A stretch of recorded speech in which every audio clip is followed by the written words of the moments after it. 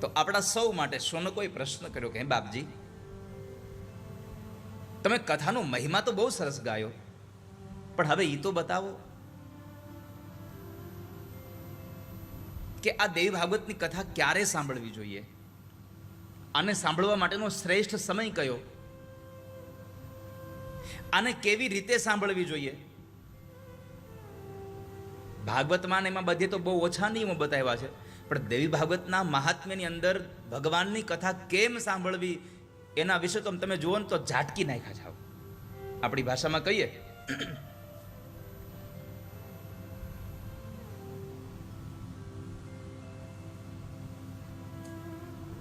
તો હે બાપજી, અમને બતાવો ને, અમારે આ કથા ક્યારે સાંભળવી જોઈએ, કેવી રીતે સાંભળવી જોઈએ.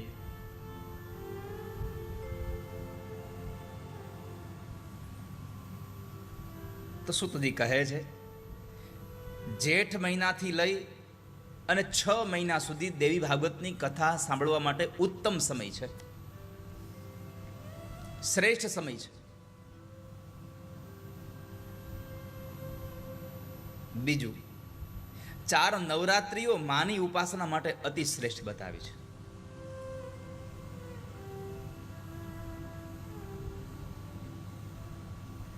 માની પ્રસન્નતા જોતી હોય તો નવરાત્રિઓમાં માનું ઉપાસન કરવું, માની આરાધના કરવી.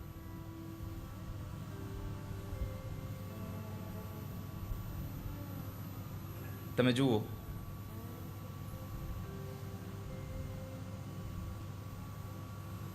મા મહિનાની જે નવરાત્રિ છે એ સારસ્વત નવરાત્રિ છે. ચૈત્ર મહિનાની નવરાત્રિ છે, જેને આપણે મોટી નવરાત્રિ કહીને બોલાવીએ છીએ. અષાઢ મહિનાની નવરાત્રિ ગુપ્ત નવરાત્રિ છે. અષાઢ મહિનાની નવરાત્રિ પૂરી થાય એટલે તરત જ હરિશયની એકાદશી આવે, ભગવાન પોટી જાય. ત્યાર પછી આસો મહિનાની નવરાત્રિ આવે, અને આસો મહિનાની નવરાત્રિ જાય પછી દેવઉઠી એકાદશી આવે, ભગવાન જાગે, જેને આપણે તુલસી વિવાહ કહીએ છીએ.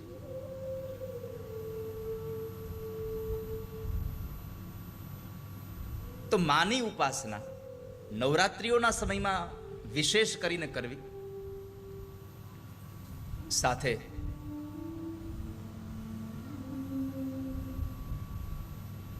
જ્યારે જ્યારે પણ ઉપાસના માટે બેસો છો ત્યારે ત્યારે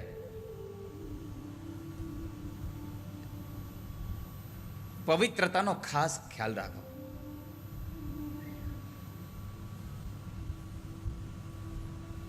કેવળ આપણું ઘર પવિત્ર હોય, કેવળ આપણા કપડાં પવિત્ર હોય, આપણું શરીર પવિત્ર હોય એટલું જ નહીં, ઉપાસનાની અંદર બધું જ મેલું ચાલે, તમારા મનના વિચારો મેલા ન ચાલે ક્યારે. ઉપાસનામાં વિચાર સ્વચ્છ જોઈએ. અને મેં હંમેશા એક સૂત્ર બોલ્યો છું કે કપડાં મેલા હોય ને એનો ભરોસો કરવો, પણ મન મેલાનો ભરોસો કોઈ દિયા સંસારમાં ન કરવો ક્યારેય. જેના મન જ મેલા છે, કપડાં બહુ સારા પહેરે પણ મનમાં મેલ એટલો ભર્યો છે,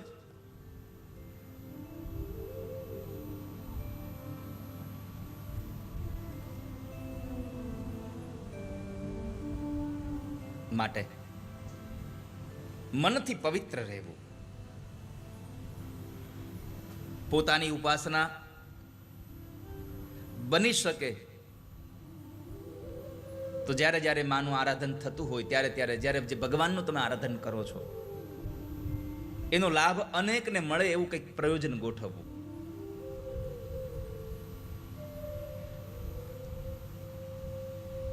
આ નવરાત્રિમાં હું વારે વારે કોઈના કોઈ દેવીના સ્થાનમાં આવી નવરાત્રિઓનું, આવી કથાઓનું આયોજન કરું છું. કેમ? આ દિવસોમાં તમે બધા પણ માના જગદંબાના એ ચરણારવિંદમાં આવીને તમે 2 નામ લઈ અને તમારું પોતાનું કલ્યાણ કરી શકો, એટલા માટે મારો આ નમ્ર પ્રયાસ રહ્યો છે કાયમ માટે. પરંતુ એક શબ્દ મને કહેતા ગમે છે, દ્રઢઈન ચરનન કેરો ભરોસો દ્રઢઈન ચરનન કેરો ભરોસો. ભગવાનના ચરણારવિંદમાં એની ઉપાસના સાથે એમાં ભરોસો જોઈએ. અનેકને લાભ મળે. નહીં તો હું તમને કથામાં લાભ આપી દઉં તો પછી બીજો લાભ ના આપું તો ચાલે ને? ન ચાલે. અને છતાંય તમને કેવળ કથાનો લાભ નહીં, હું જે અનુષ્ઠાન લઈને બેઠો છું એ અનુષ્ઠાનના દર્શન તમને પણ થાય, તમે પણ એની આરતીના સાક્ષી બનો. એટલા માટે મેં સાંજે 7 વાગે મારા ઉતારે કોઈ પણ આવતા માટે ક્યારેય રોક્યા નથી. ક્યારેય. ગઈકાલે બધા સાક્ષી છે એના. કાલે સાંજે આરતી થઈ અમારી. કાલ પહેલો જ દિવસ હતો. કાલે આરતી થઈ તો બધા ત્યાં રહીમાં. અહીંયા ગરબે રમાય, ત્યાં ગરબે રમાય. આ તમે અત્યારે જે ટીવીમાં જુઓ છો ને, એ જે જગ્યાએ મારું નિવાસ સ્થાન છે અત્યારે, ત્યાં મારા ઓરડામાં માનું સ્થાપન થયેલું છે. તમે કદાચ આવી ન શકો પણ અહીંથી બેઠા બેઠા જોઈ લો. એલા બતાવજો. હું બોલું ને તું બંધ કરી દે, આ લોકો તને કંઈક કહે. જે લોકો ત્યાં નથી પહોંચી શકતા એના માટેની વાત છે. પણ તમને બધાને મારી છૂટ છે હો. તમને એમ થાય કે અમારે એક દિવસ આરતીમાં જવું છે તો તમે સાંજે 7 વાગે આયલા જ આવજો.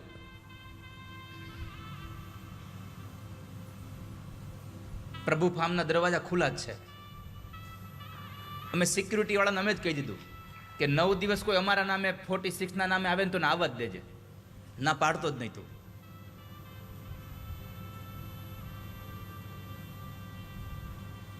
એ લોકો કહેવાના છે કે આટલી ગળદી તો કોઈ દી રહી નથી આવી. ગમે એવું વેકેશન આવે પણ અમે તો ભગવાનને અને માતાજીને એટલી પ્રાર્થના કરશું કે બસ 365 દી હવે આવી જ ગળદી રહી. રાજુભાઈ ને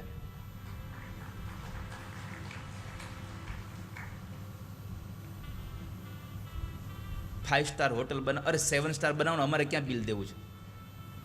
અમારે તો સગવડતા જ મળશે ને. નહીં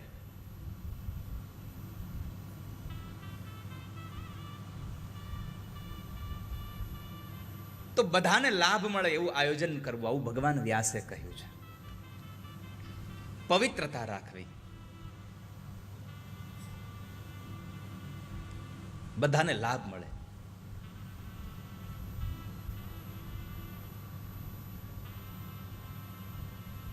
સૌથી અગત્યની વાત કરી છે એમાં કે વિવાહની અંદર જેમ એક બાપ પોતાના દીકરા કે દીકરીના લગ્ન માટે સંપત્તિ ન હોય તો કોઈ પાસેથી ઉછીના લઈ આવે, કોઈ પાસેથી વ્યાજે લઈ આવે અને દીકરાનો પ્રસંગ જેમ ધામધૂમથી મનાવે, એમ ભગવાનની કથાઓ, માતાજીની કથા ધામધૂમથી માણસોએ કરવી જોઈએ, ઉત્સાહપૂર્વક કરવી જોઈએ.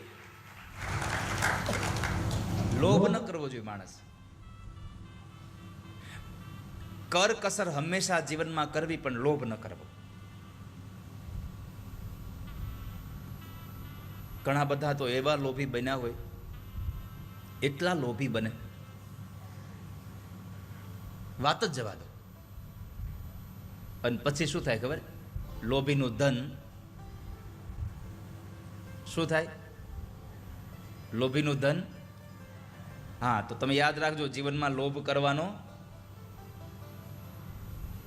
તો દીકરા અને દીકરીના લગ્નમાં જે મા બાપ ઉત્સાહ સાથે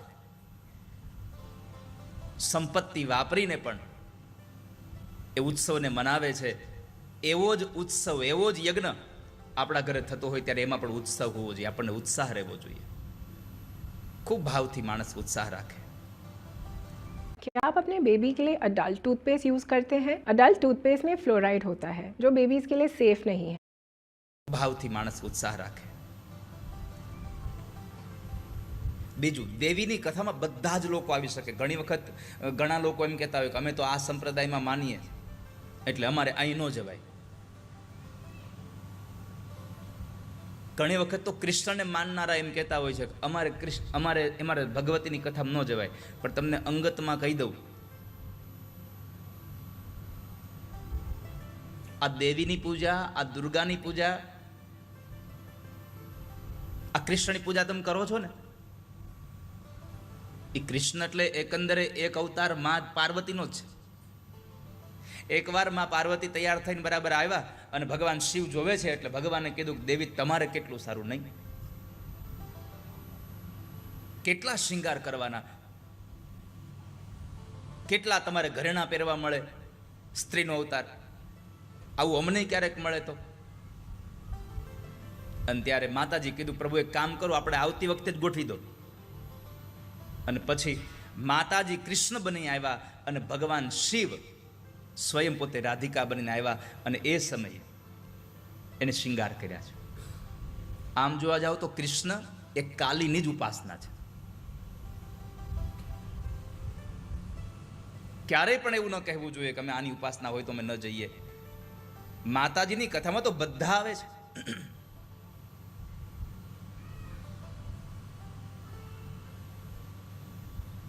તો દેવીની કથામાં બધા જ લોકોને, બધા જ ઉપાસકોને અહીં આવવા મળતું રહ્યું હોય છે. કારણ કે બધા દેવતાઓ માતાજીની સાથે રહેવા વાળા છે, શક્તિની સાથે રહેવા વાળા છે. ભગવાન વ્યાસ લખે છે, સૌરાશ્ચ ગાણપત્યાશ્ચ શૈવાઃ શાક્તાશ્ચ વૈષ્ણવાઃ સર્વેષામપિ સેવ્યેયં યતો દેવાઃ સશક્ત. સૂર્યની ઉપાસના કરતો હોય સૌરાષ્ટ્ર, કોઈ સૂર્યની ઉપાસના કરતો હોય, કોઈ ગણપતિની ઉપાસના કરતો હોય, કોઈ શૈવ હોય, કોઈ શિવની ઉપાસના કરતો હોય, કોઈ કૃષ્ણની ઉપાસના વૈષ્ણવ હોય, પણ બધા લોકો આ કથાને સાંભળવા માટે આવે. કેમ? આ બધા જ દેવતાઓ જગદંબાની સાથે રહેવા વાળા છે, શક્તિની સાથે રહેવા વાળા છે, શક્તિની ઉપાસના કરવા વાળા છે. તો આ દેવી ભાગવતમાં બધા જ લોકોએ જઈને માની આરાધના કરવી જોઈએ. બીજું, જ્યારે પણ તમે દેવી ભાગવતના કથા મંડપમાં પધારો ત્યારે માતાજીનું જે વાંગમય સ્વરૂપ છે એનું પૂજન તમારે, ભલે અહીંયા આવીને આપણાથી નથી થતું, પણ જ્યાં પણ આપણે આવીને બેસવાના છીએ ત્યાંથી ઊભા ઊભા માને માનસિક પ્રણામ કરી અને પછી બેસવું જોઈએ. માને આપણે કથા મંડપમાં આવીએ, જેવી જગ્યા મળે દોડીને બેસી જઈએ. દોડીને બેસી ન જવું, પણ જે જગ્યાએ બેસવાનો આપણને અવસર પ્રાપ્ત થવાનો છે ત્યાં ઊભા રહી અને પેલા વ્યાસને, વ્યાસપીઠને અને મા જગદંબાના આ દિવ્ય સ્વરૂપને વંદન કરી અને પછી પોતાની જગ્યાએ બેસવું જોઈએ માણસ. તો માની આ વાંગમય મૂર્તિ છે એને પ્રણામ કરી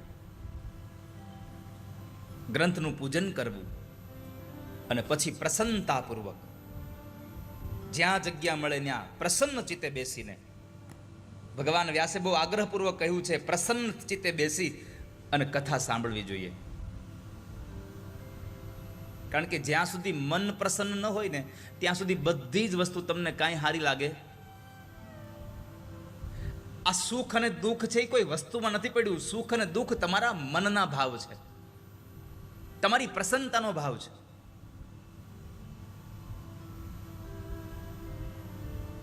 કોઈનો ફોન આવે ને તો તમારા મોઢું આમ હસતું રાખવું, ભલે દેખાતું ન હોય એમાં, પણ તમારા ચહેરો હસતો રાખવો. કારણ તમારા હસતા ચહેરાના એ અનુભવો, એના સ્પંદનો સામે સુધી પહોંચતા હોય છે.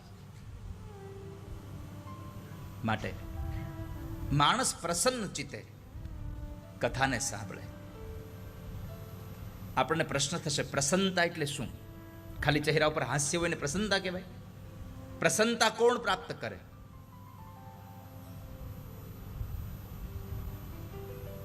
તો એના માટે આ સંસારમાં કોને પ્રસન્નતા મળે એના માટે બહુ સુંદર સુભાષિત છે. સુખમ શેતે સત્યવક્તા સુખમ શેતે મિતવ્યયી હિત ભૂપ મિત ભૂપ ચૈવ તથૈવ વિચિતેન્દ્રિય. સુભાષિત કહે છે સુખમ શેતે સત્યવક્તા. આ સંસારમાં પ્રસન્ન ઈ બને છે જે સત્ય બોલે છે, જે સત્યનું આચરણ કરે છે. એ હંમેશના માટે સુખી છે, પ્રસન્ન છે. કારણ એને શું ખોટું બોલવાનું તો યાદ નથી રાખવાનું. એટલા માટે સત્ય બોલવાનો સૌથી મોટો ફાયદો એ છે કે તમારે કોઈને પણ ક્યારેય પણ જવાબ દેવાનો થશે ત્યારે તમારે જરાય વિચારવું નહીં પડે કે મેં આને હું જવાબ આપ્યો હતો. સત્ય બોલતા હશો તો તમારે ખોટું ક્યારે યાદ નહીં રાખવું પડે. યાદ એટલું જ રાખવું પડે છે જેટલું ખોટું હોય છે. બાકી સત્યને ક્યાં યાદ રાખવું પડે છે? એ તો તમે ગમે ત્યારે તમને ખબર જ. તો સુખમ શેતે સત્ય વક્તા, સુખમ શેતે મિતવ્યયી. જે સાચું બોલનારો છે એ સુખી છે. બીજું, જરૂર પૂરતું બોલે એ સુખી છે. ઘણા લોકોનું મશીન ચાલુ થાય પછી બંધ જ ન થાય, બંધ જ ન થાય. શબ્દ બ્રહ્મ છે.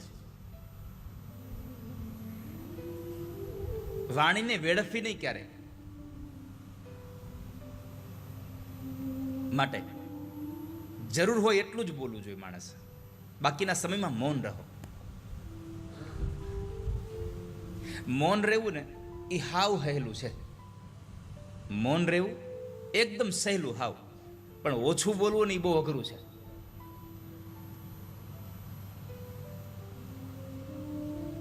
તો જરૂર હોય સુખમ શેતે મિતવ્યયી, જરૂર પૂરતું બોલનારો માણસ પ્રસન્ન રહે છે. બીજું, આવશ્યકતા અનુસાર જે ખર્ચ કરે, ખોટા ખર્ચ ન કરે, પણ જેટલી જરૂરિયાત છે એટલો ખર્ચ કરે એ સુખી છે. બીજું, પોતાના હિતકારી પદાર્થોનું સેવન કરે એ સુખી છે. હિતકારી પદાર્થો એટલે વધારે ખાઈ લેવું એવું નહીં, પણ પ્રમાણમાં, માત્રામાં હિતકારી પદાર્થોનું સેવન કરે એ સુખી છે. અને જેણે પોતાની જીતેન્દ્રિયોને એટલે કે પોતાની ઇન્દ્રિયોને પોતાના વશ કરી છે એ બધા લોકો પ્રસન્ન ચિત્તે અહીંયા બેસી શકે. બાકી જેને પ્રસન્નતા ન મળે, જેની ઇન્દ્રિયો પોતાના વશમાં ન હોય, એની પ્રસન્નતા પ્રાપ્ત ન થાય. હિતભૂક મિતભૂક ચૈવ તથૈવ વિજેતેન્દ્રિય. જેને ઇન્દ્રિયોને જીતી છે એ લોકો સુખી રહી શકે, પ્રસન્ન રહી શકે. અને મહાપુરુષો કહે છે કે જે માણસ પ્રસન્ન ચિત્ત વગર સાધનામાં બેસે એની સાધનાનો પાયો હાવ દોદલો થઈ જાય. તમે એક વખત ભગવાનનું નામ લેવા, ખાલી એક માળા કરવાનો ક્રમ છે તમારો, તો એક માળાનો ક્રમ છે એ ક્રમ કરવા જ્યારે બેસો ત્યારે પણ તમે પ્રસન્ન હોવા જોઈએ. ભલે તમારા ધંધામાં ખોટ ગઈ હોય, તમારો દીકરો તમારું કયું ન કરતો હોય, છતાં પણ તમે જ્યારે ભગવાનની ઉપાસના કરવા બેસો છો ત્યારે તમે પ્રસન્ન હોવા જોઈએ. પ્રસન્નતા વગર પ્રભુ તમારી પ્રાર્થના સ્વીકાર ન કરે.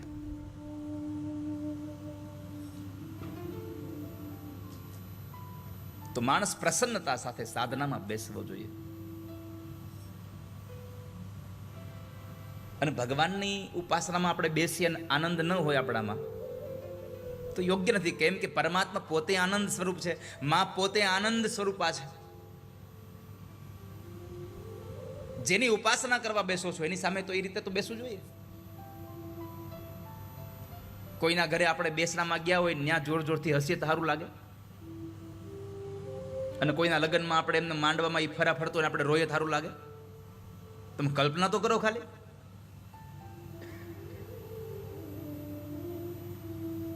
તો માની ઉપાસના કરવા બેસો, પ્રભુની ઉપાસના કરવા બેસો ત્યારે આનંદમય બનીને પ્રસન્ન ચિત્તે એની ઉપાસના કરવી. આ તમને બધાને ઉપદેશ કરે છે આ શબ્દ કે કથામાં આપણે જઈએ, જ્યાં પણ જગ્યા મળે, ક્યાં બેસવા મળે છે એ મહત્વનું નથી, પણ બેઠા પછી પ્રસન્ન ચિત્તે તમે કથા સાંભળો એ તમારા માટે અગત્યનું છે. કારણ કે કથા થોડું નાટક છે. નાટક હોય તો આપણે આગળ બેસવાનો આગ્રહ રાખવો જોઈએ, કેમ કે એમાં જોવાનું હોય. અને કથામાં તો ભલે ને છેલ્લે બેસીએ, પણ આપણને બેસવા મળે, પ્રભુની કથા સાંભળવા મળે એનો આગ્રહ રાખવો જોઈએ કે મને કથામાં બેસવા મળવું જોઈએ, મને કથા સાંભળવા મળવી જોઈએ. તો પ્રભુની કથામાં જ્યારે જઈએ, જ્યાં પણ બેસીએ ત્યાં આગળ તમે પ્રસન્ન ચિત્તે બેસી અને માની કથાને સાંભળો. કારણ કે મેં હમણાં જ કહ્યું કે કોઈ સુખ કોઈ ચીજ વસ્તુમાં નથી રહી, કોઈ સુંદરતા, મેં ગઈકાલે એક વાક્ય બોલ્યો હતો કે કોઈ સુંદરતા કોઈ વસ્તુમાં નથી, તમારી આંખોમાં બધું ભર્યું છે. હનુમાનજી મહારાજે માં જાનકીજીને કહ્યું અશોક વનમાં કે માં તમે મને ફૂલ ખાવાનું કહો છો પણ અહીંયા તો બધા ફૂલ લાલ છે. ત્યારે માએ કીધું, બેટા લાલ નથી, સફેદ હોતે ઘણા ફૂલ છે, પણ તને લાલ એટલા માટે દેખાય છે, તારી આંખમાં ક્રોધ ભર્યો છે. તારી આંખોમાં ક્રોધ છે એટલે તને બધું લાલ દેખાય છે. એટલે જેવી જેની દ્રષ્ટિ એવી જે આ સૃષ્ટિ.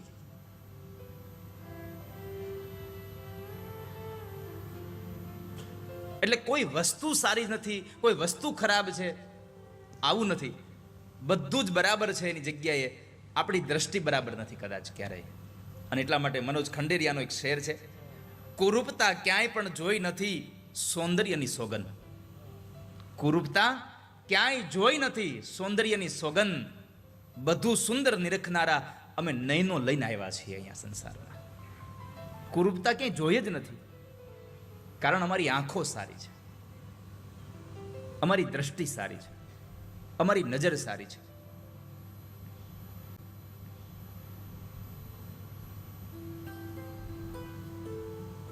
તો બધી સ્થિતિમાં પ્રસન્ન રહો,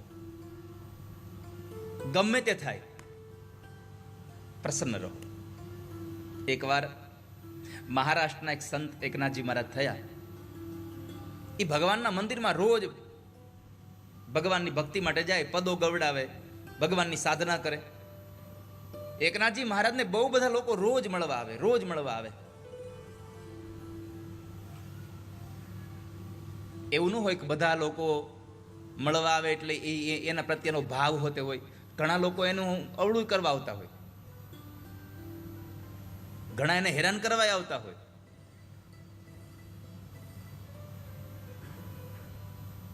તો એકનાથજી મહારાજ ભગવાનની સ્તુતિ વંદના કરે, બધા લોકો મળવા આવે. એમાં એક માણસને થયું, લાવ આજ તો આને ગુસ્સો કરાવો જ છે, આજ આને હેરાન તો કરવા જ છે. એટલે એક યુવાન આવ્યો, અને યુવાનીમાં તો માણસ કેટલાય બધા તરવડાટથી, કેટલાય બધા મનના ઘોડાઓની લગામ છૂટી ગઈ હોય. તો માણસ આવ્યો છે અને એકનાથજી મહારાજ ભગવાનની સાધના કરતા હતા, માળામાં ધ્યાન હતું, અને બરાબર આવી અને એકનાથજી મહારાજના ખંભા પર બેસી ગયો, એના ખંભે ચડ્યો.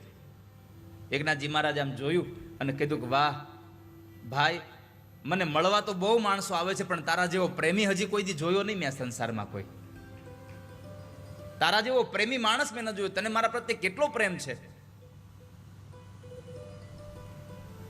આ કથા બતાવે છે કે ગમે તેમ થાય પ્રસન્ન રહો, તમારું ચિત્ત પ્રસન્નતાથી ભરેલું રહેવું જોઈએ. હવે તમે કલ્પના કરો તો એ એકનાથજીની જગ્યાએ આપણે હોય તો તમારે તમારું જ વિચારવાનું છે, બીજા કોઈનું રહેવા દો. ખાલી એકનાથજી મહારાજની જગ્યાએ તમે બેઠા હોય સાધનામાં, અને છોકરા આવીને તમારા ખંભે ચડે તો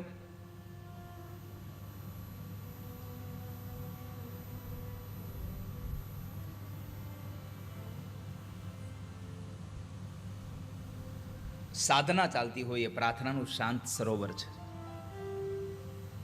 અને પ્રાર્થનાના શાંત સરોવરમાં આપણા કાકરાઓ ફેંકવા નહીં કોઈ દિવસ.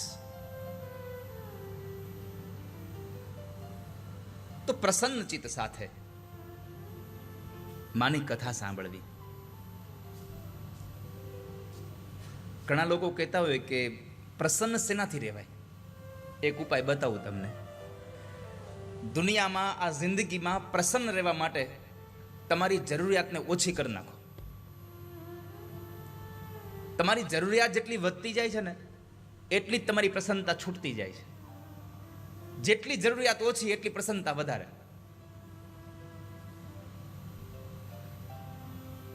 જે વસ્તુ વગર ચાલે છે એનાથી ચલાવી જ લો, ઉપાધિ જ નહીં.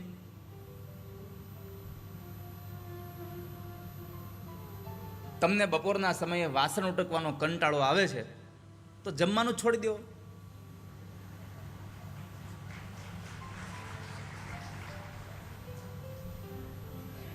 માથાકૂટ જ વહી જાય, ઝંઝટ જ વહી જાય. નહીં તો જમવાનો જેટલો આનંદ આવ્યો હોય ને એના પછી એ બધો આનંદ ખોવાઈ જાય વાસણ ઉટકવામાં. હું તમારું નથી કહેતો, તમને બધાને તો જમવા કરતા વાસણ ઉટકવામાં બહુ મજા આવે છે. અમુક અમુક તો વાસણ ઉટકે, આપણને ત્યાં વાસણ ઉટકે છે કે દાજ ઉતારે છે. ધબ ધબ ધબ મૂકે હો.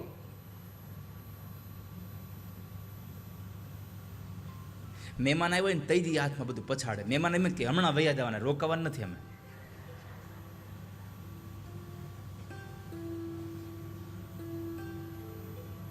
તો તમારા ચિત્તને પ્રસન્ન બનાવવું હોય તો તમારી જરૂરિયાતને ઓછી કરી દો.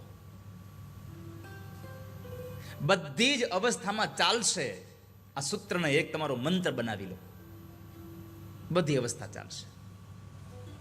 કોઈ દિન હાથી, કોઈ દિન ઘોડા, કોઈ દિન પેદલ ચાલી જાય છે.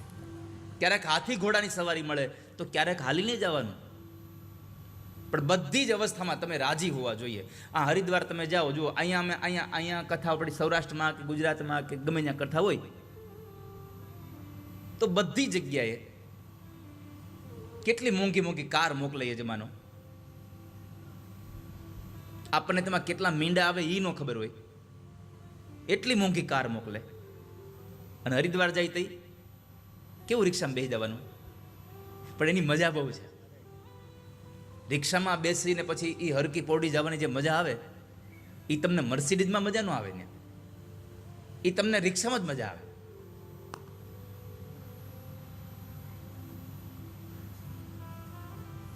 અહીંયા આમ આમ ઉતરીને ચાલીએ તો કેટલાય લોકો આમ આગળ પાછળ ચાલે, દૂર રહ્યો દૂર રહ્યો દૂર રહ્યો. હરકી પોડીમાં એ બધાને દૂર રાખે તો મજા ન આવે, એ બધાની વચ્ચે બેહવાની મજા અલગ આવે. બધી સ્થિતિમાં જે માણસ સ્વીકારતો થઈ જશે ને ત્યારે એને આ સંસારમાં કોઈ ચીજ એવી નથી કે જેને પછી દુઃખી કરી શકે. માણસ સ્વીકારતો થઈ જાય, જરૂરિયાતને ઓછી કરી નાખે. બીજું, શ્રોતાઓએ ખાસ કરીને યાદ રાખવા જેવી બાબત ભગવાન વ્યાસે બતાવી છે કે કોઈ પણ કથામાં જઈએ તો આડંબરથી આપણે કોઈ પણ જગ્યાએ આપણી જગ્યામાં બેસવું નહીં, બસ નમ્રતા સાથે બેસવું. ये चतुंगासनारूढ़ा कथां शृण्वन्ति दाम्भिकाः ते वायसा भवन्त्यत्र ભુક્ત્વા નિરયયાતના. હવે જે લોકો દંભથી કથામાં આવી અને આમ આમ આમ આમ અકડ થઈને બેહે છે એના માટે આ શ્લોક છે. ये चतुंगासनारूढ़ा કથામ શૃણવંતી દાંભિકાહ. જે માણસ કથામાં આવે અને એ કથામાં આવીને દંભ સાથે કથામાં બેસે તો શું થાય? તો કહે છે બીજો જન્મ એનો કાગડાનો થાય. તે વાયસા ભવંત્યત્ર, કાગડો બને. અને ભુક્ત્વા નિરયતાયતામ તનામ, ભુક્ત્વા નિરયયા તનામ, કેટલાય વર્ષો સુધી એ કાગડાની યોનિમાં પડે છે, નરકને ભોગવે છે. માટે જ્યારે પણ કથામાં જઈએ ત્યારે એકદમ નમ્રતા સાથે, વિવેક સાથે. અને આ કથા આપણને વિવેક શીખડાવવા માટે છે. કથા આપણને નમ્રતા શીખડાવવા માટે છે. સત્સંગ વગર તમારી અંદર નમ્રતા નહીં આવે. બિનુ સત્સંગ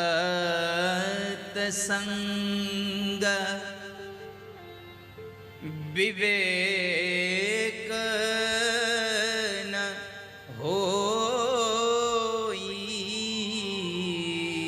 બીનુ સત્સંગ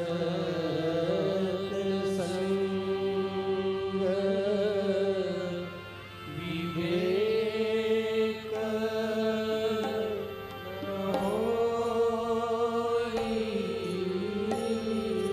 બીનુ સત્સંગ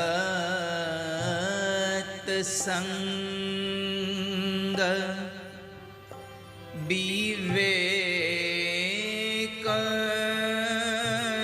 ન હોઈ.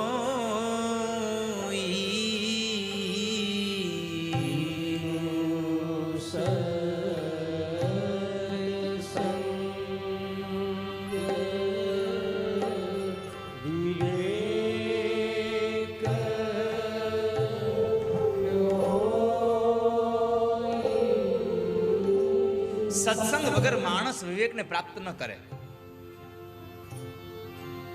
પણ તમને એ પણ મારે કહેવું છે કે સત્સંગ તમને પ્રભુની કૃપા વગર ન મળે.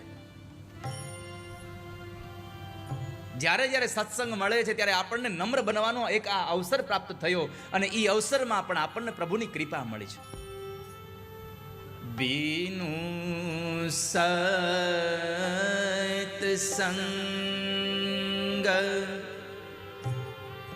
વિવેક ન હોઈ બીનું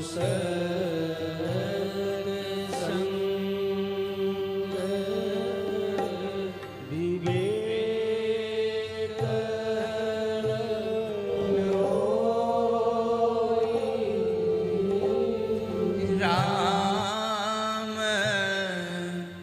કૃપા બીનું સુલભન સોઈ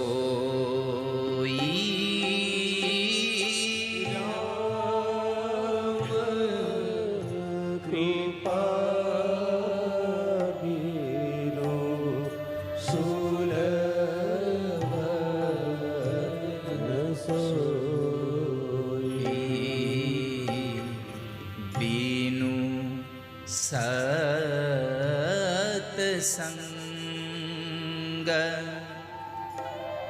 વિવેક ન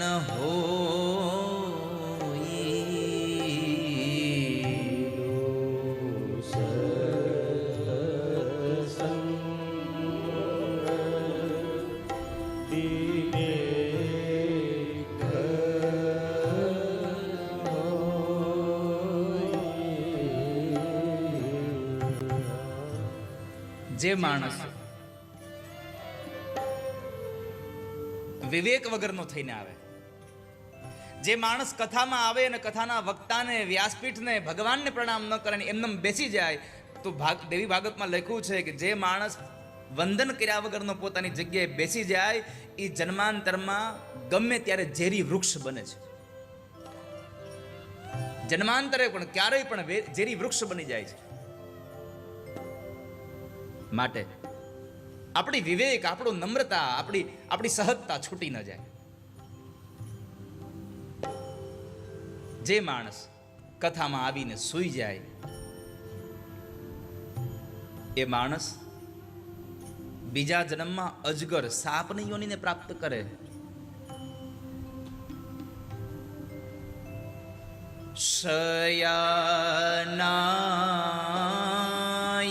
શયનાયેપી શૃણવંતી ભવન્ય જગરાહય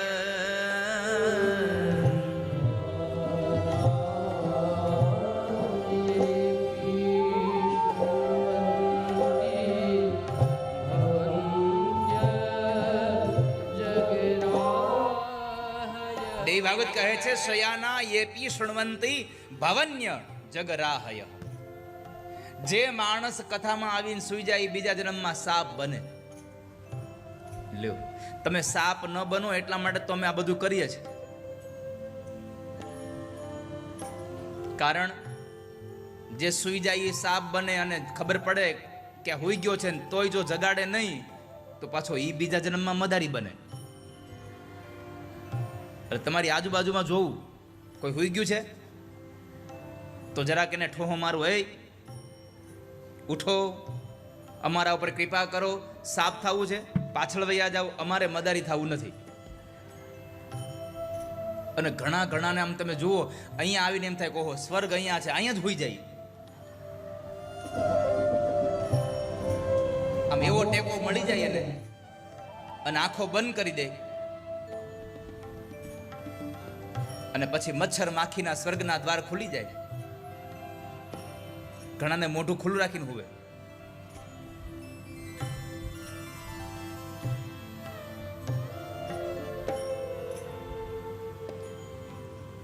આ કશું જ ન થાય એના માટે માણસમાં વિવેક હોવો જોઈએ. બીનું સત્સંગ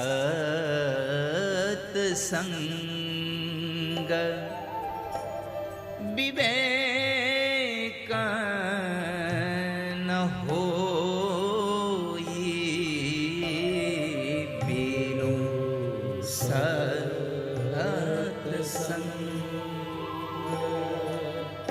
વિવેક જેનામાં સત્સંગ નથી એને વિવેક પ્રાપ્ત ન થાય. અને એટલા માટે મેં વારે વારે કહેતા હોય છે કે વડીલો જેટલા સત્સંગમાં જાઓ છો એ બધાને મારી પ્રાર્થના છે યુવાનોને સત્સંગમાં લેતા આવો. કારણ તમારે તો હવે બસ પૂરી થવા આવી, પણ જે યુવાનોને બાકી છે એનું જીવન બદલી જાય એના માટે એને કથામાં બેહાડતા થઈ જાવ. તમે એને કથામાં લઈ આવો. તો શયાના એપી શૃણવંતી ભવન્ય જગરાહય. જે માણસ કથામાં આવીને સૂઈ જાય એ માણસ બીજા જન્મમાં સાપની યોનિને પામે છે. બીજું, માં જગદંબાની કથા જે શ્રવણ વિધિથી સાંભળે એનામાં કોઈ દી રોગ નથી આવતો. માની જે ઉપાસના કરે એને ભોગ અને મોક્ષ બંને સાથે મળી જાય છે. આ એક જ માત્ર માં જગદંબાની ઉપાસના એવી છે જે ભોગ અને મોક્ષ બે એકારે આપે. નહીં તો આ સંસારમાં બે વસ્તુ એકારે મળે નહીં. નરો ધ્યાત્વા ભોગમ ભજતી ખલુ મોક્ષં ચ લભતે. જે માણસ માની ઉપાસના કરે એને ભોગ અને મોક્ષ બે મળે. નહીં તો ભગવાન આદિ શંકરાચાર્ય મહારાજ એમ કહે, યત્રાસ્તિ ભોગો નહીં તત્ર મોક્ષ, યસ્ત્રાસ્તિ મોક્ષો નહીં તત્ર ભોગ, શ્રી સુંદરી સેવનમ તત્પરાણામ, ભોગશ્ચ મોક્ષશ્ચ કરસ્થ એવ ચ. જે સુંદરી સેવન તત્પરાણામ, સુંદરીનો અર્થ છે માતાજી. જે માની ઉપાસના કરે છે એ માણસને મોક્ષ ગતિ પ્રારંભ થાય.